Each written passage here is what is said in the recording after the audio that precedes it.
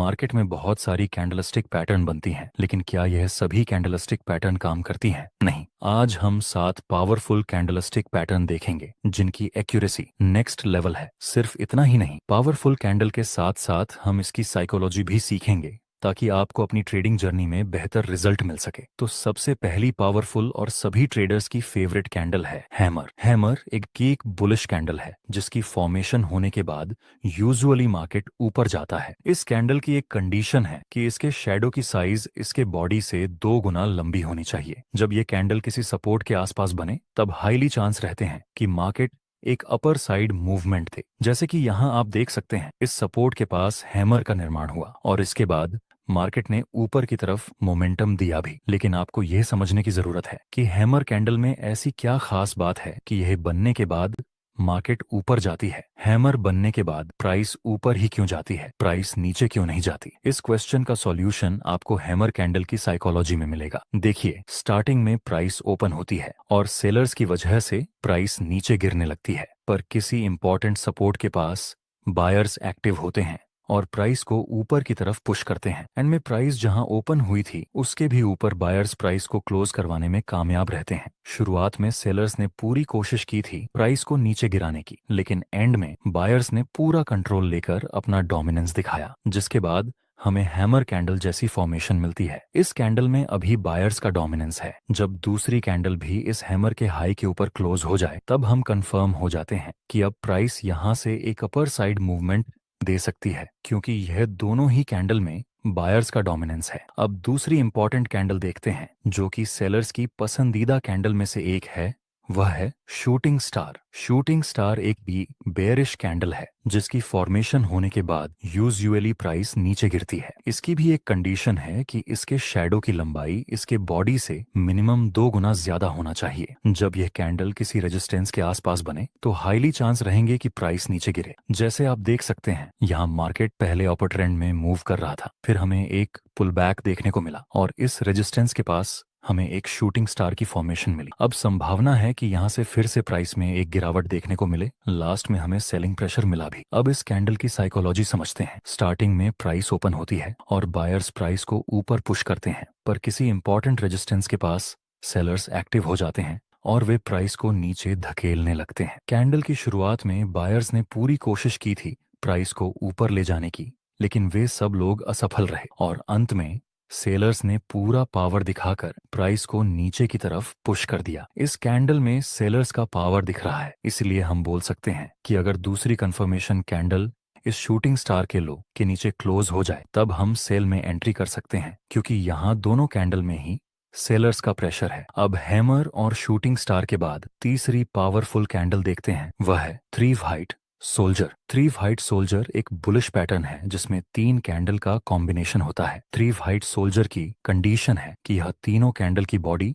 ज्यादा होनी चाहिए और शैडो मिनिमम, जिसमें हर एक कैंडल की क्लोजिंग प्राइस पिछली कैंडल के हाई से ऊपर होनी चाहिए और तीनों कैंडल का कलर ग्रीन होना चाहिए। जब यह कैंडलस्टिक पैटर्न किसी सपोर्ट के आसपास बने तब इसकी एक्यूरेसी नेक्स्ट लेवल तक पहुंच जाती है। दोस्तों, क्या आप इसको three white soldier pattern consider कर सकते हैं? नहीं, इसको हम थ्री वाइट सोल्जर कंसीडर नहीं कर सकते, क्योंकि इसमें दूसरी वाली कैंडल की क्लोजिंग प्राइस इस फर्स्ट वाली कैंडल के हाई से नीचे है, इसलिए हम इसको थ्री वाइट सोल्जर पैटर्न नहीं बोल सकते। अब थ्री वाइट सोल्जर की साइकोलॉजी समझते हैं। पहली कैंडल बनती है और बायर्स का फुल पावर होने की वजह से प्राइस ऊपर ही क्लोज हो जाती है। दूसरी कैंडल ओपन होती है और इसमें भी बायर्स अपना डोमिनेंस दिखाकर प्राइस को ऊपर पुश करने लगते हैं। दूसरी कैंडल भी ऊपर ही क्लोज हो जाती है। आखिर में तीसरी कैंडल भी ओपन होने के साथ बायर्स फिर से एक्टिव हो जाते हैं और एक बार फिर से प्राइस को ऊपर पुश करते हैं और प्राइस ऊपर ही क्लोज हो जाती है। यह तीनों कैंडल में बायर्स का फुल पोटेंशियल है,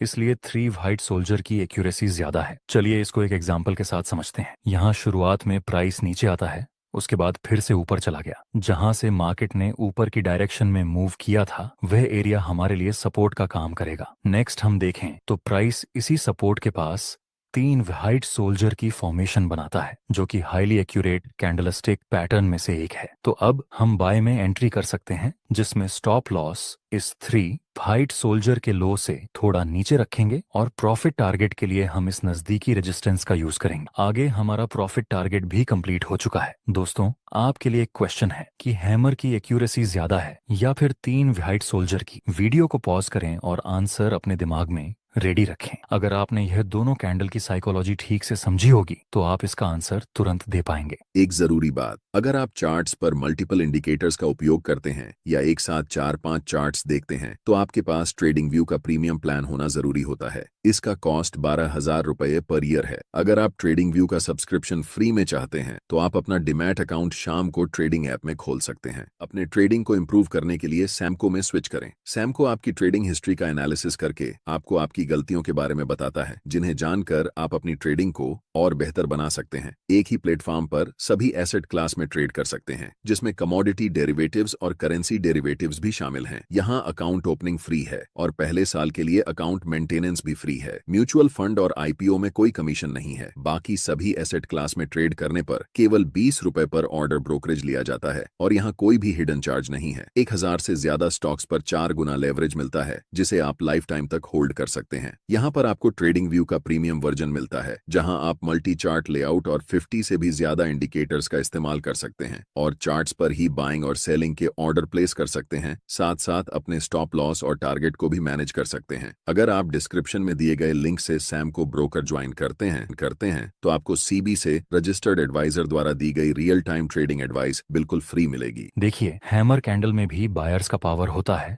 और 3 व्हाइट सोल्जर में भी, लेकिन हैमर में सिर्फ एक कैंडल को बायर्स का पावर मिलता है, जहां 3 व्हाइट सोल्जर में तीनों ही कैंडल को बायर्स का पावर मिलता है। इसलिए 3 व्हाइट सोल्जर की एक्यूरेसी ज्यादा रहती है इन कंपैरिजन टू हैमर। आपकी नेक्स्ट हाईली एक्यूरेट कैंडल है 3 ब्लैक क्रो। इसमें तीनों कैंडल का इतना है कि 3 ब्लैक क्रो में तीनों कैंडल का कलर रेड होना चाहिए। बाकी सारी कंडीशन 3 व्हाइट सोल्जर जैसी ही हैं। यहाँ पर आप देख सकते हैं प्राइस पहले ऊपर जाता है, फिर एक हल्का सा पुलबैक के साथ नीचे गिरता है। जहां से प्राइस नीचे गिरा उस एरिया को हम एज अ रेजिस्टेंस यूज कर सकते हैं। आगे प्राइस इस रेजिस्टेंस के पास 3 ब्लैक क्रो की फॉर्मेशन बनाता है, जो एक बेरिश सिग्नल है। तो फिर अब हम सेल में एंट्री कर सकते हैं। स्टॉप लॉस इस 3 ब्लैक क्रो के हाई से थोड़ा सा ऊपर और प्रॉफिट टारगेट के लिए हम नजदीकी सपोर्ट का यूज करेंगे। नेक्स्ट, एक बड़ी गिरावट के साथ हमारा प्रॉफिट टारगेट कंप्लीट हो गया। चलिए इसकी साइकोलॉजी समझते हैं। स्टार्टिंग में प्राइस ओपन होती है और सेलर्स की वजह से प्राइस नीचे आती है और नीचे ही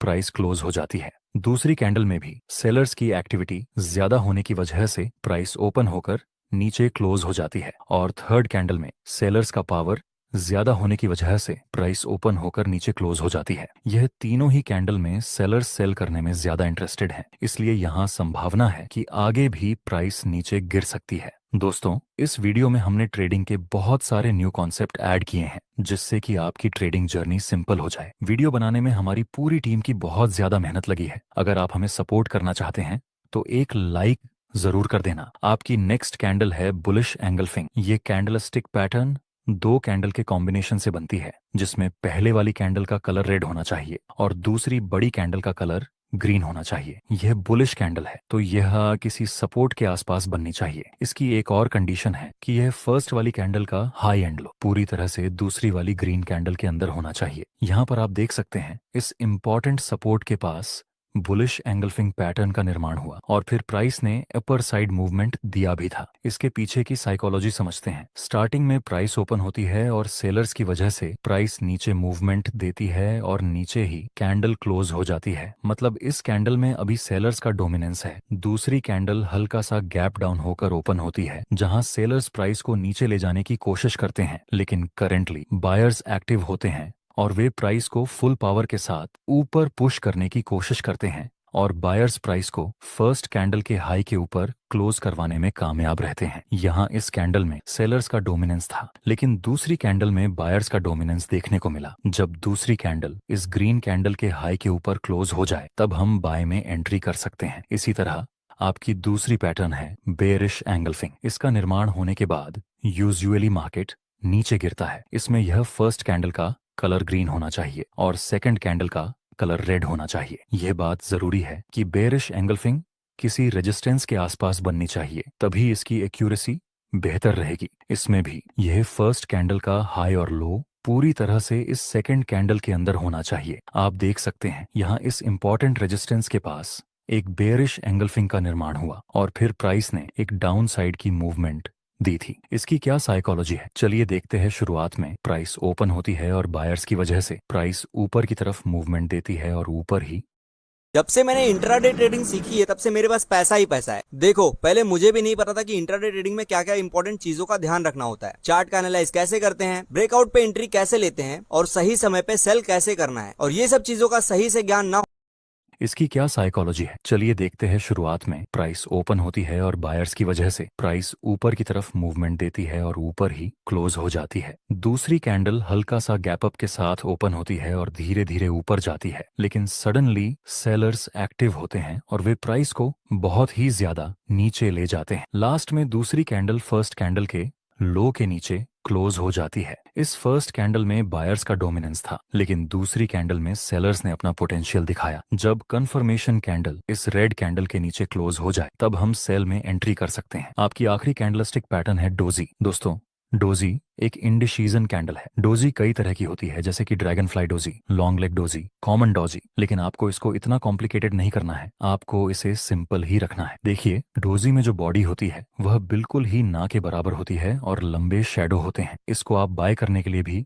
यूज कर सकते हैं और सेल करने के लिए भी यूज कर सकते हैं। कैसे, आइए देखते हैं। जब किसी इंपॉर्टेंट सपोर्ट के पास डोजी कैंडल मिले और दूसरी कैंडल डोजी के हाई के ऊपर क्लोज हो जाए तब आप बाय में एंट्री कर सकते हैं। इसी तरह जब डोजी किसी इंपॉर्टेंट रेजिस्टेंस के पास बने और दूसरी कंफर्मेशन कैंडल डोजी के लोरी के नीचे क्लोज हो जाए तब आप सेल में एंट्री कर सकते हैं। याद रहे दोस्तों, डोजी के आधार पर ट्रेड लेते समय आपको हमेशा कंफर्मेशन कैंडल का वेट करना है, क्योंकि यह इंडिसीजन कैंडल है। चलिए इसकी साइकोलॉजी समझते हैं। शुरुआत में प्राइस ओपन होती है और सेलर्स प्राइस को नीचे पुश करते हैं, लेकिन बायर्स एक बार फिर से प्राइस को ऊपर ले जाते हैं। जैसे ही प्राइस ऊपर जाती है, सेलर्स फिर से एक्टिव होते हैं और प्राइस को नीचे पुश कर देते हैं और जहां प्राइस ओपन हुई थी उसके आसपास ही क्लोज हो जाती है। सेलर्स ने कोशिश की थी प्राइस को नीचे ले जाने की, लेकिन वे नाकामयाब रहे, और वहीं बायर्स ने भी कोशिश की थी प्राइस को ऊपर ले जाने की, लेकिन वे भी सफल नहीं रहे, जिस वजह से इस कैंडल को हम इंडिसीजन कैंडल बोलते हैं। दोस्तों,